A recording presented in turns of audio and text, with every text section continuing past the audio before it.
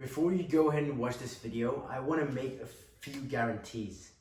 If you watch this video all the way to the end and absorb all the knowledge that I've tried my best to give out in this video, you will never ever need to watch another bulking video ever in your life, ever again. This is because I've already done the work for you. I've consumed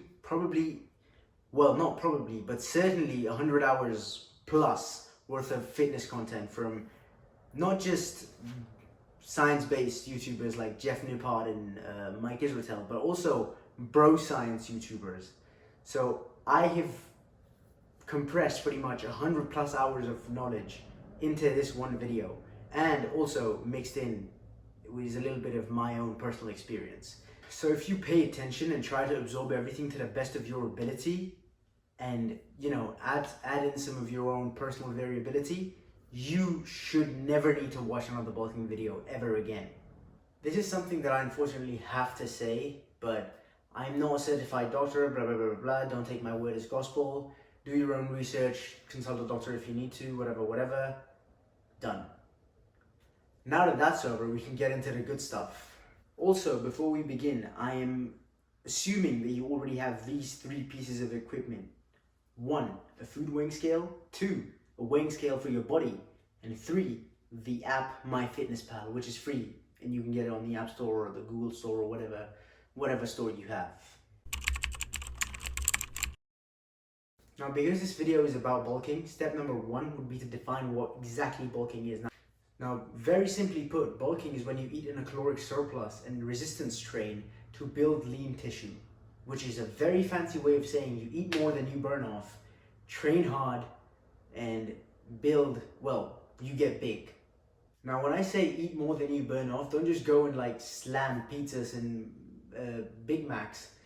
Your caloric surplus, specifically for the purpose of this video, since I am promoting a lean bulk, your caloric surplus should not exceed more than 300 calories at a certain time. Now, eventually you will have to increase your caloric surplus over time because your body adapts, but to start off with, your caloric surplus should not exceed 300 calories. Ideally start at 200, and if that doesn't work, add 100 more on top, so on and so forth. Keep adding 100 until you notice the weight start to go up.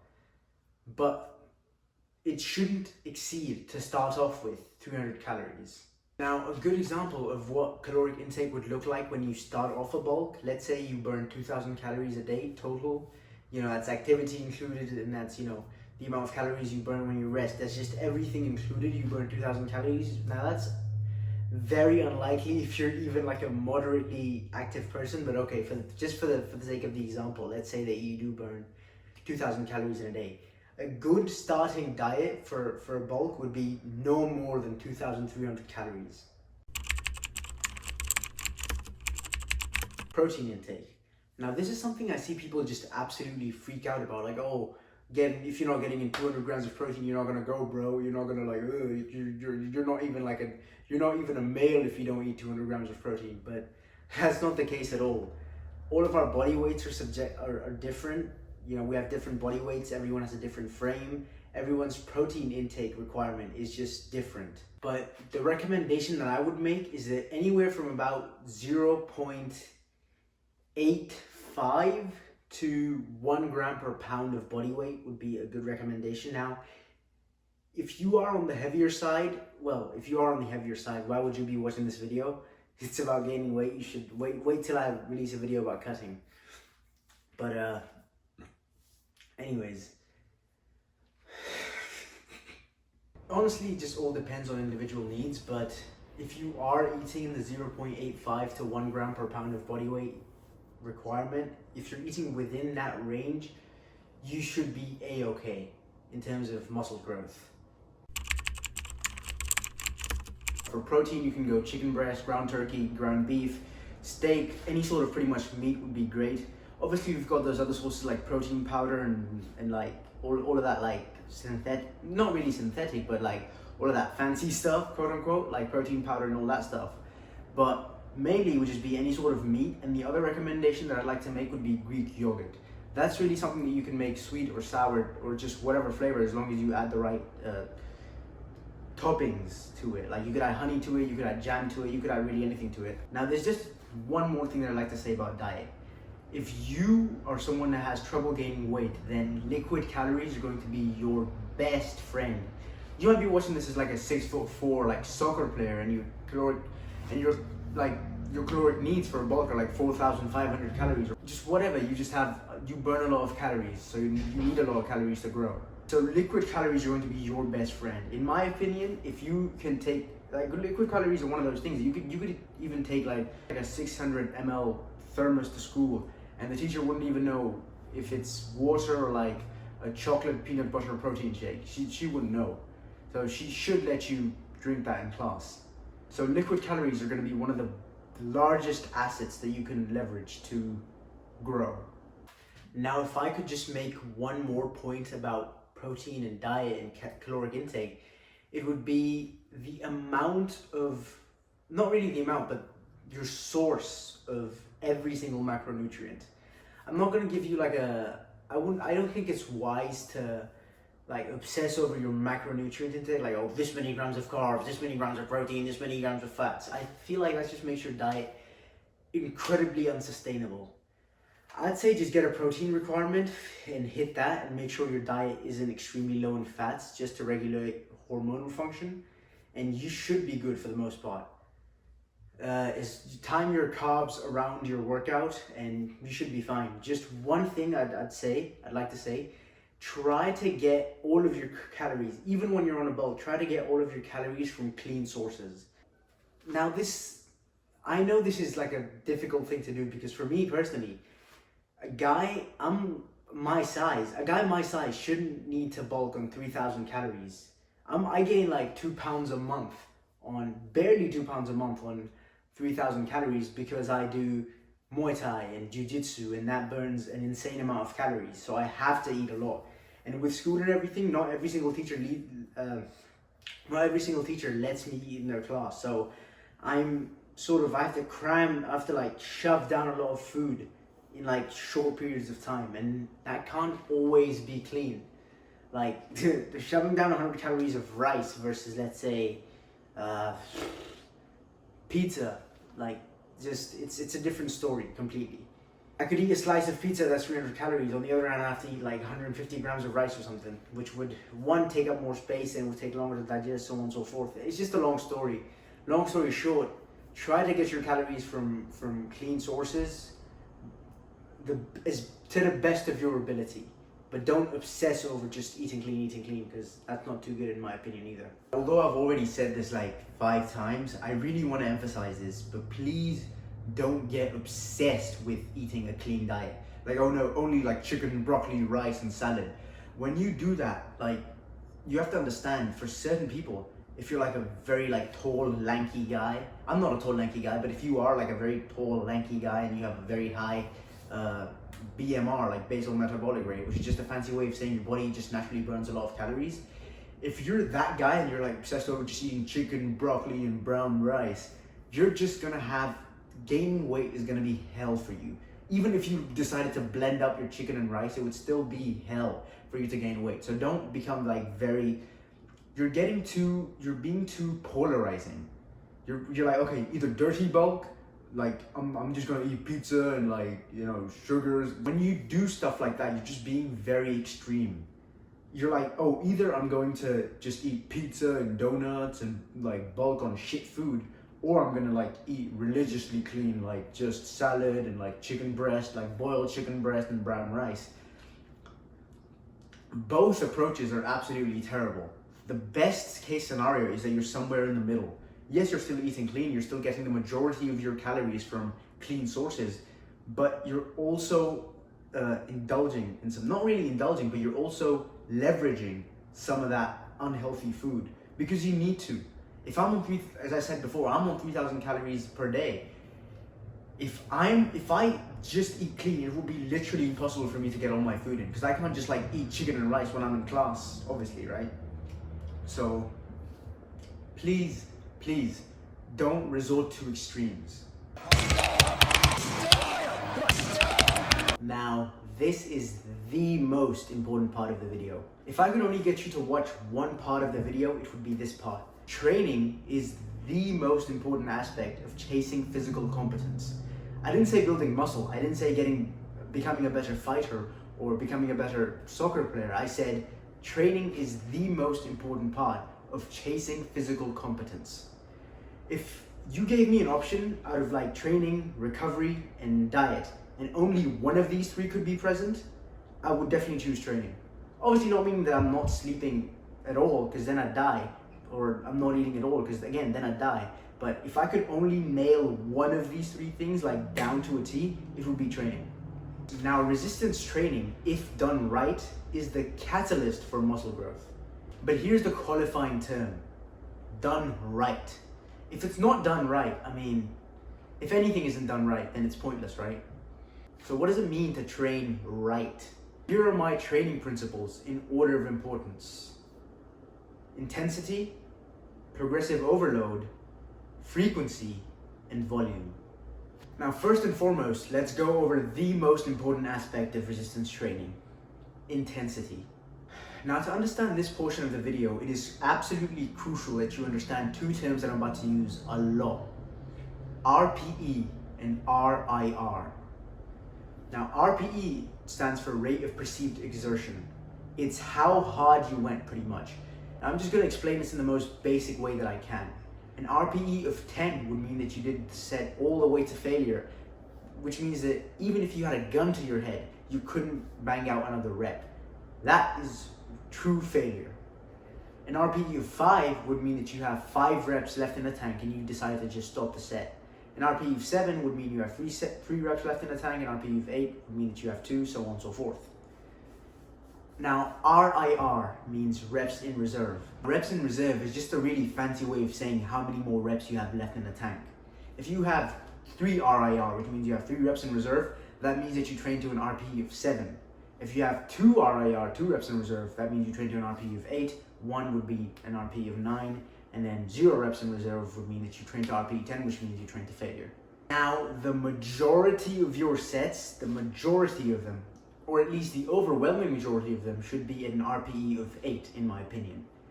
Some people say RPE 7, but I feel like my videos are catered more towards folks that are young. So if you're watching this and you're 55, yeah, maybe take it easy on the intensity. But if you're watching this as a young guy, which I hope you are, then I would recommend most of your sets to be in the 8 to 8.5 RPE range. Let's say you do 10 sets of bench. No, not bench, but let's say you do 10 sets of any exercise, right? Out of those 10, I'd say 7 of them to be RPE 8, 2 of them to be RPE 9, and then 1 set I would recommend you do all the way to failure. Now, of course, all of these recommendations are subjective to change. Again, everyone's body is different, and everyone has different needs, different recovery capacities. So feel free to just switch this up as per your needs. But one thing that is absolutely undeniable is that if you don't train with appropriate intensity, you will not grow. And on average, 99.9% of people, the problem isn't that they train too hard. The problem is that they don't train hard enough. People sort of confuse and mistake training hard with training a lot. Volume and intensity are not the same. That's why I put volume on number 4 on the list and I put intensity on number 1. That's because when I started training, I thought, oh yeah, I'm training really, really hard because I'm doing all these sets. And all of my sets were like at an RPE of 4 at the max. So I had like 6 reps left in reserve. Obviously, I started out so I gained some muscle and I was training for the pump. Just so you know what real intensity looks like, I'll leave a link in the description to Jeff Nippard's video on what 0 RIR really looks like. I think he made a fantastic video demonstrating what real failure looks like. And when you look at that, I guess you can gauge what failure would look like for you. Of course, everyone's form would be different again, but that's actually a very good example of what training hard actually looks like. Now, let's talk about progressive overload. Now, let me just define that very quickly. Progressive overload, in dumbed down layman's terms, just means doing more as time goes on. Doing more doesn't necessarily mean you're doing more volume. Doing more just means you're doing more reps or more weight. Let's say on Monday I hit 3 sets of 8 with 65s, right, on the incline bench. But on Thursday, my goal is going to be to hit 3 sets of 10 on the incline bench. I might not necessarily be able to do that depending upon how intense those 8 reps were on Monday. But if I get even one set with like 9 reps on Thursday on the incline bench, that's still progress. Progressive overload, that's what it's all about, progress. You might not think of it as a lot, but over time, that 1 rep, those 2 reps, that extra 2.5 pounds, they add up, and that really, really helps muscle growth. Now, when I say progressive overload, I want to make sure that there's 2 mistakes that you guys absolutely avoid that I unfortunately did before. 1 is trying to hit your 1 rep max every other week or every week even, and 2 is only trying to progress on a weekly basis. Now, for mistake number 1, it's pretty easy. Just don't try to hit your 1 rep max every other day. When I say PR stands for personal record. Personal record doesn't necessarily have to mean 1 rep max. If I do, again, let's use that example. If I do 3 sets of 8 on the incline bench, and I come in and I do 3 sets of 10 on the incline bench with the same weight, that's still a personal record. A personal record doesn't just mean your 1 rep max. Now, the second mistake, obviously I want to take responsibility and I don't want to blame my own mistakes on other people, but I heard that you need to be progressing on a weekly basis, and I took, okay, if I do 3 sets of 8 on chin-ups on Monday, and let's say Thursday I have chin-ups again, I should still be doing 3 sets of 8, because I only have to progress on a weekly basis, and I do chin-ups twice a week, and so I can have the same weight on for 2 sessions, and on the 3rd session I try to increase my weights on my weight or my reps, whatever. Well, that's actually a very bad. It's not a bad way to progress, but it's not the best way to progress. The best way to progress would be 3 sets of 8 on a Monday, and then on a Thursday, if you have chin-ups again, try for that 3 sets of 10. If you do that, you'll literally progress twice as fast. Try to have a PR, not 1 rep max, but try to PR every single time you do an exercise. Try to do more than you did last time. Even if it's 1 rep, it still counts. Now let's just go over frequency very quickly. Now, you've probably heard that you want to be training each muscle group twice per week. That principle still holds true here. Now, some people might say, you can still train each muscle group twice per week, training 3 times a week, or maybe even 2 times a week, like full body. But I wouldn't recommend training any less than 4 days a week. If you have to train 3 days a week, then I guess it is what it is. But if you can, try your absolute best to train 4 days a week. How long your workouts are, that's all up to personal preference, right? But try your level best to resistance train 4 times a week. As I said before, the amount of time you spend in the gym and your split, push-pull, upper-lower, full body, that's all just up to you to decide. But train 4 times a week and you should be good. This is like the part of the video where there can be the most individual variation. But in the description, I've left a link to a playlist, which is, in my opinion, contains the best videos in terms of volume recommendations. It's by Mike Israetel, who now does videos on Renaissance periodization, but that playlist is from Juggernaut Training Systems. I highly recommend that you take a look at as many videos as you can in that playlist. Just to end off training, I like to make this one point. If you're a hybrid athlete and you're doing like a sport, or maybe you're running or just doing whatever, and you're doing something other than lifting, then there's one more thing that you'd have to take care of, and that is fatigue management. I'm not gonna go too deep into that because that's pretty much a video in and of itself, but I just wanna say that if you, for example, do 4 sets of deadlifts on like a Monday, and on Tuesday you have to train wrestling, then your wrestling training is gonna be greatly affected by those 4 sets of deadlifts that you did on a Monday. But just make sure you manage your exercise appropriately, your exercise selection and variation and volume and intensity. Just make sure you manage everything appropriately to mitigate any fatigue that you get from resistance training, so that your sports sessions aren't affected by it. Now, this is a 3rd part of the video. It is very important, not as important as training, but it's still very, very important. Actually, all 3 parts of this video are extremely important. Now, recovery is often overcomplicated by literally everyone on the internet. People talk about ice baths, saunas, massage guns and massage chairs and all of that stuff. Recovery is very, very simple. In one word, it is sleep. Get high quality sleep, at least 8 hours of it every single night. Ideally, in a perfect world, this might seem crazy to a lot of people, but in a perfect world, you'd want to be getting 9 hours of sleep every night. That's how crucial sleep is. It is literally, you literally hear it like on the internet, if you search up sleep or like athletes on sleep, there's literally athletes out there like powerlifters, swimmers, who say that sleep is like a drug. That's how much of like a performance changing effect it has. So for recovery, just focus on getting high quality sleep. One particular resource that I'd like to link if you want to learn more about sleep and how to get better quality of it and how to get more of it is Matthew Walker.